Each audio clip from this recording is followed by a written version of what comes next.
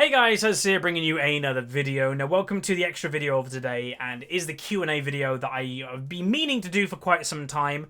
So the questions that I've been collected from the 14th of October, from the Kennen Unranked to Diamond episode. So I apologise that it's been quite a while since the questions and now this being released, around 2 weeks. The reason for it is, as you guys know, I got ill quite badly, and it actually made me not go to MCM Comic Con, which I was quite annoyed by this weekend. But yeah, my throat was just dodgy. I was coughing all the time. It was unpredictable with how much I was coughing, so I just thought, I can't make a big Q&A video. I can't go to Comic Con, so that bummed me out. But we're making it now. And yeah, all the questions that I answer today, somebody will be winning some Riot points. So yeah, I'll sort that out after the video is uploaded and all that good stuff. So let's get into it. First question, and again, these questions are from different people. There's different question types, so about League, YouTube, everything about it. And we're going to try and answer as many as we can between half an hour and an hour. Let's just see how well my throat does. First question, however, is from Mr. One World In. And it is, my question to you, Huzzy, is, when you first got into League, what was your first main champ, and what was your first or favourite role? Let me just say, most of you watching this will not play in Season 1. Season 1 was a completely different game than it was now. It was a lot more chaotic. There wasn't a structure, if you will. You just did whatever you want, and it didn't really matter. At least where I played, because obviously I was quite a bad player in Season 1. But I played pretty much solely one champion in Season 1. I played Fiddlesticks. I was not a good Fiddlesticks. You know, I'm not going to claim I was a good Fiddle. I didn't play him jungle. I played him in mid and top. And yeah, I did experiment with other champions. I played 6 ranked games in Season 1, and I lost all 6. But I'd say my favourite role was mid lane, and that also happened in Season 2. In Season 2, I mained AD carry in mid, but now, you know, I'm still maining mid to this day, kinda, and I probably will be maining mid in Season 7 properly, and I will probably talk about that later. But yeah, definitely Fiddlesticks was my main and mid lane. Next one. Have you ever mained a champion in the past, and what champion is it? So yeah, the fiddle thing, it goes off that. But obviously, yes, I have mained champions. I'm somebody that says, you know, I don't main a champion, but I have mained champions. I'm not somebody to be like, I'm only playing Victor now. I would never do that, ever. Like, even if he was the strongest champion in the game, I would make sure I would play him, but I'd have other champions that I also play, because I just need that. I don't understand the mentality of a one-trick pony. You know, having fun and having different experiences, to me, is more valuable than playing one champion getting high rated. I can get high rated by playing multiple champions. But no, I've made a lot of champions. You know, this is why I say in commentaries, it's like, and a champion that I used to main, and a champion that I used to main. And so many people go, have you mained everything? Well, playing this game for 7 years now, yes, I've played, not mained everything, but I've played every single champion quite a bit. And I do mean that. I've even played Teemo quite a bit. There was one patch that he was OP, I think in Season 4, if I'm not mistaken.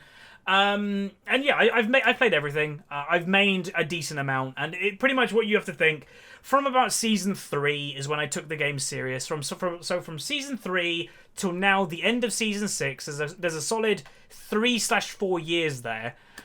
I've taken this game seriously, and I have been what you call a meta person. So if something becomes strong in the meta, I will pick that champion up. So for the past 3-ish years, I've made all the meta champions for the roles that I play.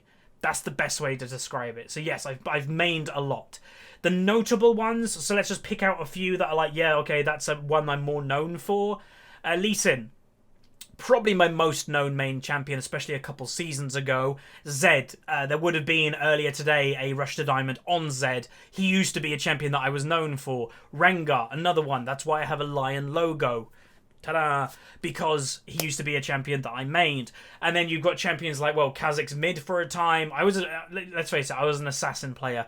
But then moving on to Karthus, kind of, I might be the most known Karthus player on YouTube. I'm maybe, because I'm in the top 500 Karthus in the world. I don't play the champion all the time, but I don't really know any other YouTubers that do. So maybe I'm the most known Karthus player on YouTube. Who knows?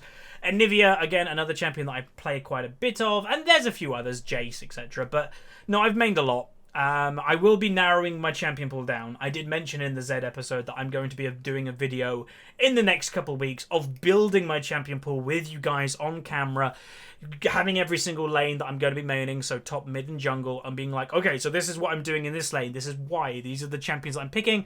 This complements it. I'm going to play one play style, but I'll always have a team fighter just in case. We'll be going all into that in a couple of weeks. Next question. Thank you very much, by the way.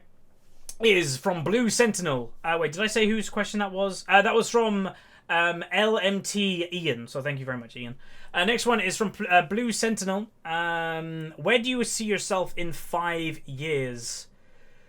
Ooh, it's a hard question for a YouTuber, especially of a YouTuber my size. You know, if you ask this question to a YouTuber that has 1 million subscribers, they'd probably be fairly confident in still doing YouTube. But someone like me of 110,000 subscribers, either my channel would have blown up by then, and then hopefully I'll be able to still do YouTube as my job, or I'll probably be in a normal career. So job prospect wise, who knows? But in life wise, where do I hope to be in 5 years in my life? Well, I'm looking to move out in 2017, so moved out for one. Hopefully with an awesome partner, girlfriend would be amazing. I doubt kids. Like, I want kids eventually, but I doubt when I'm 27 I'd have kids. I think that's a bit too early for me personally. I want to do a lot of traveling, and I think kids kind of stop that. So I don't know, I'd probably have kids in my early 30s if I can choose, and it just doesn't happen. But yeah, moved out. With also hopefully an awesome partner in a nice apartment or house with a cool car. You know, I've got a nice car now, but I'm hoping, you know, I've got a BMW 1 Series now, but I'm hoping in a few years I can buy a Jaguar F-Type. I don't know, just living life well, I think. You know, some people say, oh, all what you're saying is very materialistic. I am a little bit of a materialistic person. I know I am. I like the nicer things in life. But, you know, wrap that all into a bow. The biggest thing that I want is to be happy. You know, that's what life is for me, but being happy and having fun, because YOLO. And I hate the phrase YOLO, but I do believe in it. You only live once, do what you want to do, have some fun, and live life the way that you want to do it, as long as you're not hurting other people. So that's where I'm hoping to be in 5 years. Next question. It's a fairly long one, but let's do it. Did I say who that was from? I think I did. Yeah, Blue Sentinel. Next one is from Olk Alp Bayram. Sure. What keeps you going in this game? You have been playing for so long. You are playing ranked all the time. The same map, same champions. Sure, it changes a bit, but the fundamentals stay the same. Take towers to increase map pressure. Get picks. Get good team fights. Get an inhibitor. Don't get impatient and win. Is there any specific things that keeps you from getting bored with this game? Well, to an outsider or a relatively new player, maybe you'll think it's, you know, very little changes in each game, but to me, it's massive. Every single game of League of Legends is completely different. You know, you're facing different players, you're facing different mentalities, different champions, different strategies. Every game is different, and to me, League would be crazy if the map would change every game. You know, Overwatch, you know, if League adapted the Overwatch, that it had like 5 different versions of Summoner's Rift, it would be too much, way too much for League, because League is such a knowledge-intense game, more so than probably anything on the market, apart from other MOBAs like Dota and stuff like that, because you've got to not only know every single champion in the game, you've got to know every single one of their abilities, roughly, at my rating anyway, roughly what damage they're going to be doing. How much counterplay do you have to them? You should be timing stuff, their summoners, knowing where the jungler is, predicting it, where would they be. And then on top of that, knowing item builds, efficient item builds. You have to know so much in this game, and that's what keeps me going. Is the knowledge is increasingly going up. I'm learning new things every game. And that's the point. If I stopped learning things, if I was like, okay, I've reached my peak and that's it, I'd probably get bored with this game. But I'm improving all the time. I'm learning new things all the time. Watching Worlds the other night, last night, I was learning stuff in that game, you know. Go take one mini Wraith as a mid laner, and you'll level up before your opponent, and that will give you lane advantage. It's obvious, but I never did it, but now I'm probably going to do it. So things like these just make you learn, and that's what I love. I am a seeker of knowledge. I randomly go on Wikipedia some days and just research something I have no interest in just to know about it. I'd be great in a pub quiz, and that's why I love League so much, is because it is a knowledge-intensive game. And obviously, yes, it does help that YouTube is now my job, and if, you know, who knows, if YouTube was my job, should I still be playing this game? I probably would be. Probably not as much. Probably wouldn't have as many accounts as I do, but it fits in perfectly. I still love League, and especially again, Season 6 was a very big testing season for me because of how much I hated dynamic queue. But they're bringing back solo queue, so the love of the game for me has now reignited because solo queue is back. So I just love this game. Like, I think you can probably tell it's my favorite game of all time. So yeah, they hopefully answered your question a bit. Next one is okay. I'm not the greatest at giving questions, but I'll ask. This is from Dark Shroud 234. Why did you start making guides for LoL? It gets me thinking a lot when I see videos like this, but why do people make them? Again, it goes to the boredom aspect, but it was, you know, I was a good player at the game. Back when I started the channel, I was Platinum, which back in Season 3 and early Season 3, Platinum was actually incredibly good. League of Legends has changed quite a bit. And Platinum is still a good rating, trust me, but it was a lot rarer back then. You know, people used to literally, in normal games, literally go crazy when they used to see a diamond border. Like, I'm not even kidding. Diamond borders were like a really big deal back in the day. So eventually when I hit Diamond and I was in Platinum and all that stuff, I was like, I'm pretty good at this game. I'm bored. I'm going to just share some of my knowledge. I've always been good at talking. Let's just see how it goes. And then people enjoyed my commentary. I think there was a small gap in the market for what I was doing. And there were some similar people doing it. Ankle Spanking was the biggest one at the time. I think probably still is in commentaries. But there wasn't like a British commentator, a pure British commentator, and that's kind of where I did. And I don't know, it just kind of worked. And I enjoyed it is probably the biggest reason. You know, I enjoy making commentaries. I enjoy playing this game while talking, which definitely helps. You know, if you don't enjoy it, there's no point doing it. So that's probably why. Thank you very much. Next one is from Gavin Sidhu. What kind of small mechanics can differentiate between Bronzies and Gold Plus?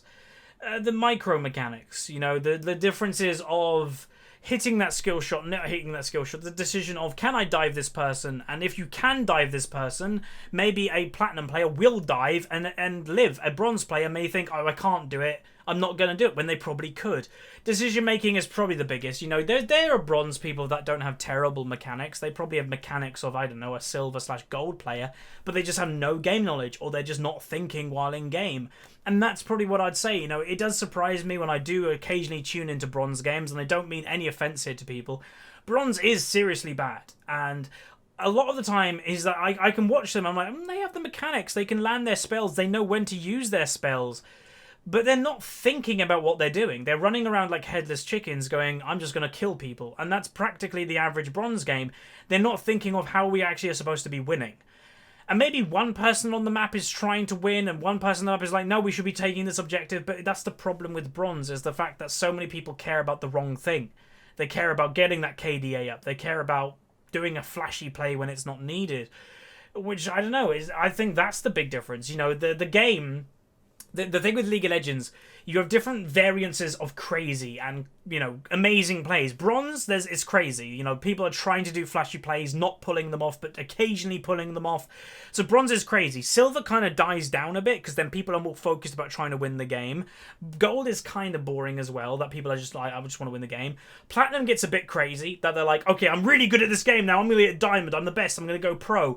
And Platinum's crazy. Low Diamond's boring because everyone's like, I've got Diamond now. I don't need to play flashy. And then High Diamond's nuts. And then Master and Challenger are nuts. That's kind of League. You know, in Bronze, they have a similar mindset to Challenger people. And that's why I guess the whole Challenger meme was born. But you got to kind of tone it down if you want to climb. You don't need to do that flashy play. Just focus on winning and be like, okay, how do I win this game? This, do that. No, I'm going to do an insect Lee Sin kick every single time I can. I'm going to fail it half the time. It's not needed. So that's probably the differences. It's just, you know, craziness levels is honestly a big one. Next one is from Olaf. Wait, did I say who that was from? Yeah, I did. Olaf Verberg. First one is, how can I learn CS better? So, killing minions. And secondly, where do I live? That's a bit stalky, but it's fine. Last hitting is interesting. You know, I used to be very good at last hitting. I've definitely got worse at it. That's the one part of my game that I definitely need to work on in Preseason for Season 7.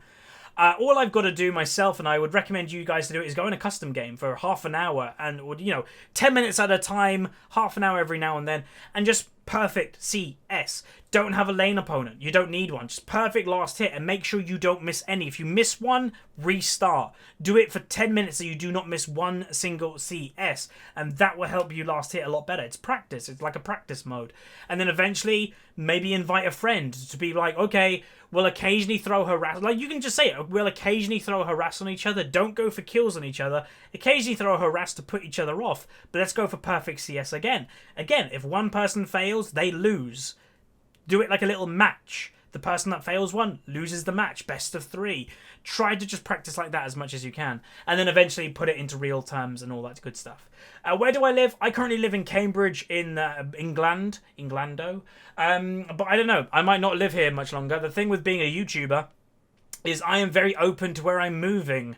I could stay in Cambridge, but the prices are ridiculous. Because it is one of the nicest areas of England. And one of the most expensive.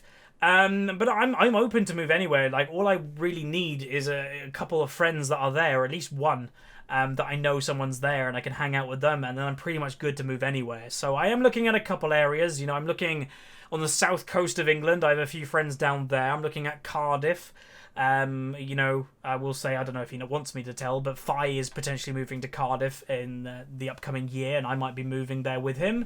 That we have our own place type thing. Or stay in Cambridge, or there is a couple of different areas. So I don't know. I'm open pretty much to move anywhere, as long as I said, I know people that are there. And I will, wherever I move, make an effort to meet new people. Probably go to the local gaming store type club type thing and be like, hey, I'm a new person. Let's play some board games type thing. So, yeah. Next question. How long have we been going? About 10 minutes or something around that point, because I did restart this once. Next one is, why don't you communicate with your team more? Isn't it a key part of this game?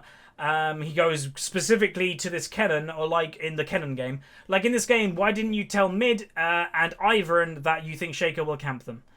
I am a firm believer that people don't learn while in game. It's very pointless to try and teach people in game because they're too focused on playing the game. And I don't know, in higher ratings, you know, this Kennen game would have been around Diamond 5 rating. In my own rating at Diamond 2, Diamond 3 on my main account, I maybe trust my teammates too much. And I go, okay, they should know what they're doing. If they don't know what they're doing, why are they in this rating? And I don't know. I maybe while I'm commentating, I don't communicate as much because I'm concentrating on commentating instead of typing to my team. But I rarely type when I'm on my main account. I prefer pings. People have said, what would I think of a voice chat? I probably would never use it, because who would want a 15-year-old screaming at them? I just can't be bothered for that as a 22-year-old. I'm fine with how I communicate. You know, what are the communication levels that I work? Maybe I could do it a little bit more with pinging people and letting people know what I want to do, especially if I'm jungling. But yeah, I don't think I ever need to type an essay to them. You know, a lot of people do that, and I'm like, well, you're muted, like, done. Because that's the reaction I'd have. It's like, I'm playing my game. You play your game, let's try and win, let's ping together, let's try to do an objective together, but you don't need to type like crazy. But yeah, hopefully you enjoyed that answer. Thank you very much, Justin S. Next one is, Mark Henderson asks, Huzzy, how often do you play ranked 5s, and could we get more of that? I really enjoy your 5-man video content.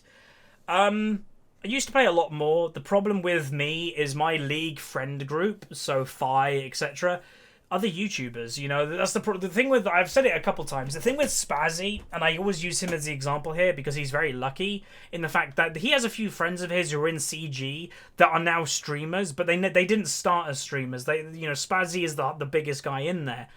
And he's the main YouTuber, and everybody in CG knows that. You know, if you're playing with Spazzy, you're building towards his channel. You're making stuff for his channel. With my friend group, Fi, Fox, etc., we're all YouTubers. We all have our separate channels. So if we're making content, we're all trying to do it for our own content. But then also we're making content, so it's very hard to organise spare time amongst all of us. And that's the difference, is that we don't have synergy in that effect because we have our own channels. And then with next season Flex Queue, I probably won't do any of that because I don't like Flex Queue for obvious reasons, and they're getting rid of ranked 5s. So I don't know. What I am tempted to do, if I do go pretty ham in Season 7, and, you know, now university is finished, I have none of that stress, this is literally my job to play League, hopefully I can go ham into Season 7, and maybe I'll get back into a tournament team eventually. That has crept into my mind, and I can upload tournament games again, because I used to do that. So that might happen, which would replace the Ranked 5's content, so hopefully that would be sufficient. Thanks very much for the question. Next one is... Huzzy, how did you climb out of lower ELOs? They say you need to be a one-trick pony or have a main to climb. No, God, no. I just got better at the game. It's that simple. So many people think there's this magic thing of being a one-trick pony or having a main that suddenly you'll start climbing. No. I climbed with a lot of champions from Silver in Season 2 to Diamond 1 in Season 3. I had an open champion pool. I wasn't like, I'm only playing this, I'm only playing these 3 champions. I think I roughly climbed to Diamond 1 with about 10 champions, with playing a couple here and there randomly, which, you know, just do what you find fun. I think a big thing with me, and I've mentioned it a few times before, is from Season 2, I wasn't actually learning, I was just playing the game, and then between Season 2 and Season 3, I started watching competitive in a different way, because I've watched every single World Final. I watched Season 1 World Final, Season 2 World Final, I watched tournaments, but I started watching them in the whole point of, I want to learn now, and I watched streamers in the fact that I want to learn the game. I watched Ocelot and Guardsman Bob, and instead of just watching them for entertainment, I actually started taking notes, and actually be like, okay, that's what they're doing, that's why they're doing, and I actually became a better player and got Diamond 1. Maybe I should do that again. Maybe I should go back into boot camp and actually start, you know, learning in that respect. But I just got better at the game. It's that simple. You know, there's no secret or magic to it. Get better and you'll climb. And the way that I did it was from watching professionals and that type of thing. The way that you could do it is watching my channel or other channels and just actually really paying attention to what we do. Because there are so many people that in comment section to Pants Our Dragon, they go, oh, he's trash. Or my comment section, oh, you can't be Diamond. But we are. That's the fact. You know, Pants is Challenger. I do get accounts to Diamond for fun. Because we can do that. And if you take out the thing of, oh, that player's not very good, and actually look what we're doing, and then you'll actually be able to see why we're climbing relatively easily. Maybe relatively easily, maybe not in my case, but, you know, I'm confident that I can get a fresh account to Diamond every season. But yeah, hopefully that answered your question, kind of. Next question is... let's find one that's good, shall we? Do you think it's worth playing in pre-season, or should you wait until Season 7? Well, it depends, obviously, what you want to do in pre-season. If you want to play ranked, depends. If you're brand new, never played ranked before, I wouldn't play in pre-season in ranked, but play normals, practice, etc. Because you have to remember, pre-season is when they put a lot of changes into the game, so make sure you adjust to those changes. It is useful if you do play ranked, if you are currently a ranked player, because if you get higher in rating, it will help to your placements next season. But furthermore, you are playing with people around your rating, so you're playing with other people that, you know, in the same system that you will be next season, with the adjustments. So, for instance, the plants that are coming into the jungle in the pre-season, I want to play with Diamond players while getting used to those plants, because we're all going to be getting used to it together, and those are my type of players. So I would say it's worth it, but only if you are already a ranked player.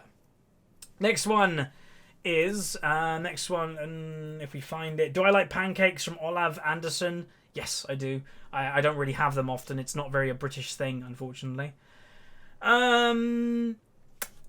Next one is from Vice Play. How would you describe your climb from Season 1 to this stage in skill? Astronomical. In Season 1, I could barely control my character. I on average got 30 farm per game in a 25-minute average game. I got 30 farm per game in mid lane. Like, that was me in Season 1, clueless. And now, I'd say I'm a pretty decent player. You know, me right now, I'm not the best I've ever been, but I'm hovering in the top 0.2% in this game, which isn't bad. So, the difference between me in Season 1 and Season now is ridiculous. And I'm sure most of you feel the same way from when you first started League and to where you are now. Even if you're not Diamond, even if you're Gold or Silver, you're still going to be a much better player than when you first started.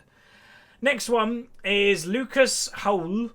Is there any champion that you simply cannot play / do well on, no matter how hard you try? Not really. I believe if you're a diamond player and you're not a one-trick pony, if you put enough time into a champion, you'll always be okay at it eventually, because champions share similar mechanics. This game isn't, you know, there isn't a champion that, you know, you're using keyboard and mouse, but then the next champion you're using a steering wheel or you're using a joystick. You're using the same things. You're using the same tools, your hands on a keyboard and mouse, every single champion, which is why if you're a good video gamer on keyboard or mouse, you'll probably be good at other games. So no, there isn't a champion that I would be like, oh, I just can't play that. I've played every champion. I've done okay. And again, I'm confident, and people always give me hard stuff for when I say this, but I'm confident I could play every single champion in Diamond. I don't think there's one champion that I'd be like, oh, I can't play that in Diamond. I am confident I could. And going on to that point, I am going to be doing an A to Z series sometime. I don't exactly know when, but that will be on a Diamond account, and I will be doing every single champion in Diamond for fun. And yeah, that will show that, I guess. Next one is from Sheepy. If you had a chance to work at Riot Games, would you take it? If so, which department would you work in? Would I take it? Yes, in a heartbeat. As long as it wouldn't kill my YouTube channel, because Riot are getting a little bit better that if you're a caster, if you're an employee of Riot, apparently you're not allowed to make extra money off the game. That's why Crepo had to get rid of his Twitch subscriber rank when he became a caster for Riot. But apparently they're stopping that. I was watching a stream with Mark Merrill the other week, and someone asked that question. He was like, no, we are getting rid of that. We are going to allow our casters, our employees, to earn money from the game, because they're, you know, it's a passion of those, and it's an extra passion. Not every single employee is going to stream. Not every single caster is going to have a YouTube channel. If they want to do it, they should be rewarded for it. And yeah, if I could work at Riot, I would maintain the YouTube channel as much as I could. What department would I work in? I'd love to work in the esport department. You know, I've very often been very tempted that, you know, on the Riot website, they pretty much all the time have the job open for having a color caster and play-by-play caster. They're always looking for new casters. And there's an audition process that I've spoken to a couple people about, and basically you have to take a file, download it, and commentate over it and submit it with your CV. I've been so close to doing that several times, but I just haven't done it yet. I'd love to do that. I'd love to be a caster. That would be great. But if I weren't working in that department, most likely marketing or communication. Marketing, because I'm pretty sure I know what players want, and this goes for most games. I know what players want. I'm a gamer, not just a League player, and I know what kind of they're leaning towards at any given time. So marketing would be something that I would probably mesh well with. Again, with my degree, I kind of worked in a little bit of that. And then secondly, communication. Again, I think I'm quite good at communication, and I would be...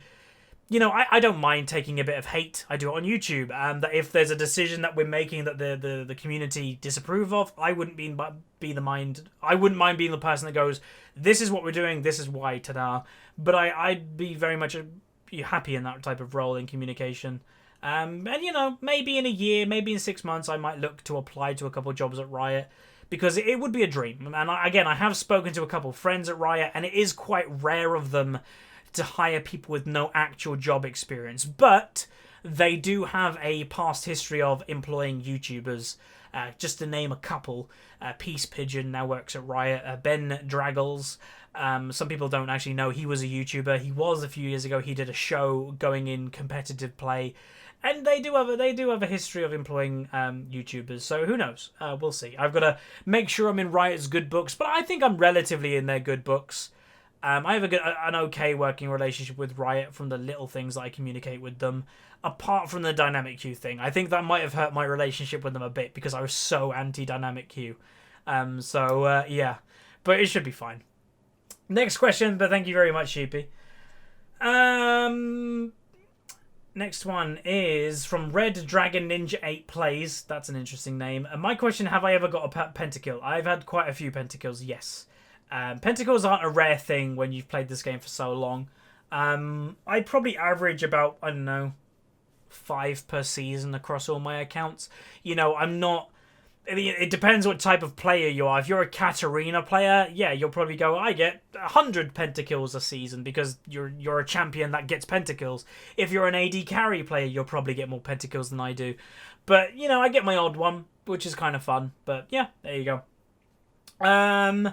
Next one is from Mr. Flow0089. Now, we have been going for about 20-25 minutes, I believe, so we will probably do only a few more questions here or there, and that will be today's extra video. But what is the point of smurfing, and why do high elo players do it? There's a few points to it. My point, as Huzzy, is content. You know, my channel is very much a Smurf dedicated channel for a lot of the part. You know, taking an unranked account, putting it to diamond. People like that series because, you know, I blitz through their rating. I show them how to climb through their rating. If they're silver, the first 10 placement games are in silver. If they're gold, then we've got episodes in gold. And they see how I deal with the different ratings. So that's why I do Smurfs. But I would still have a Smurf if I wasn't a YouTuber. If I was just a high rating player, I would still have a Smurf. Why? Because I want to experiment. I want to pick up new champions. And when you're playing versus players in Challenger, Diamond, Master, that let's say you want to pick up Aurelion Sol and you're in Diamond 1.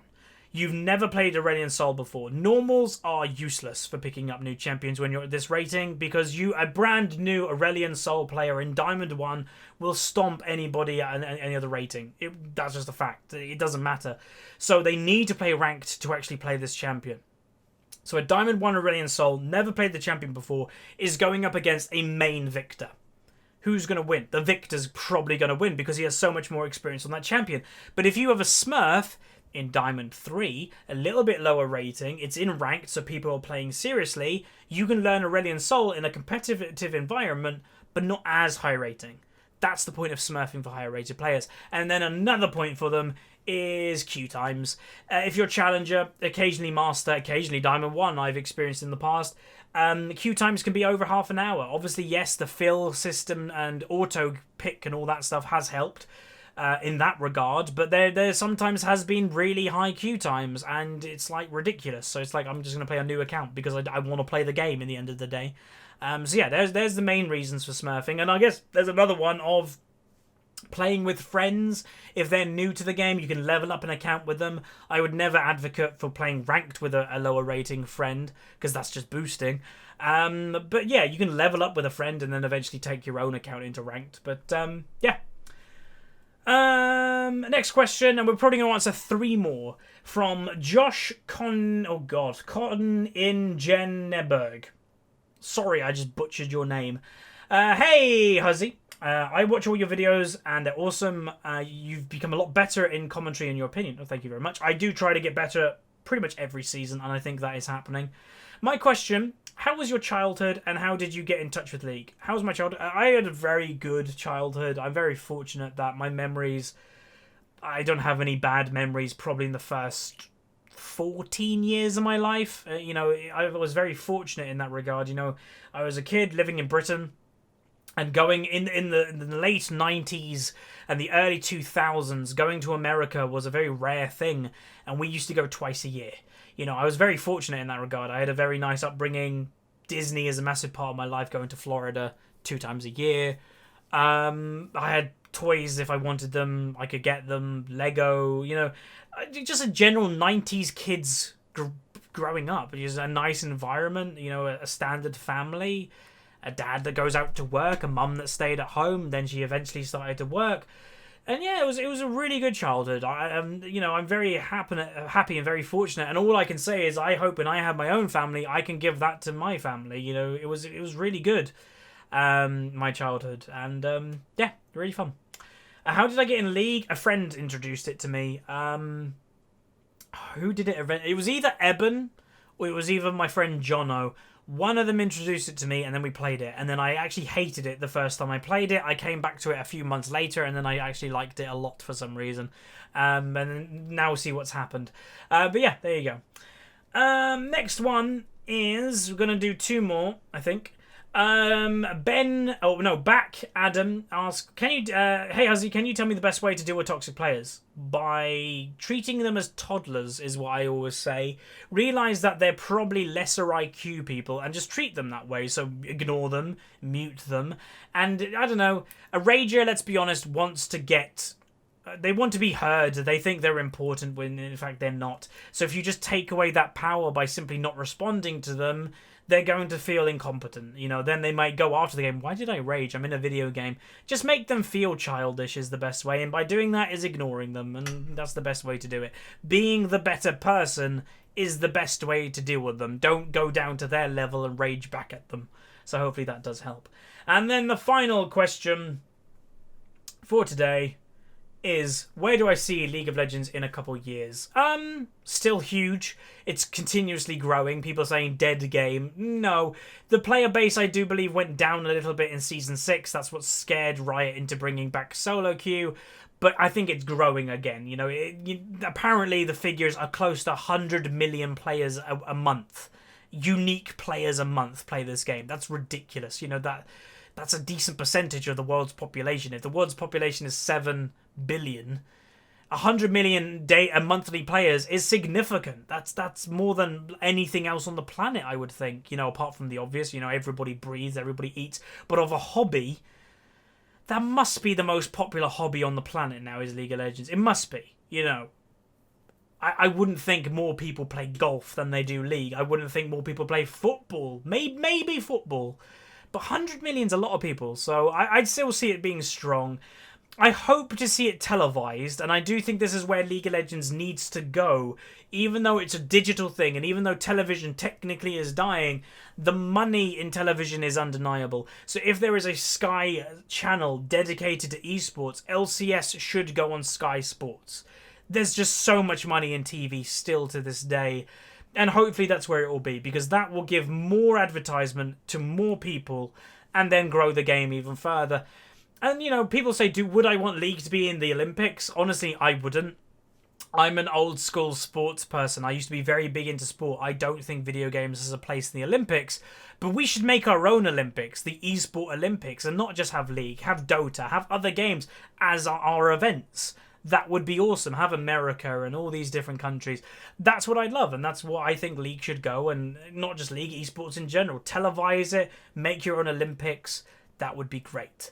Obviously, you know, Korea would have Faker and all these amazing players, and then North America would have Doublelift, and maybe not Doublelift, but, you know, a few others, and Danes would have Björgsen and Svenskeren. That would be awesome.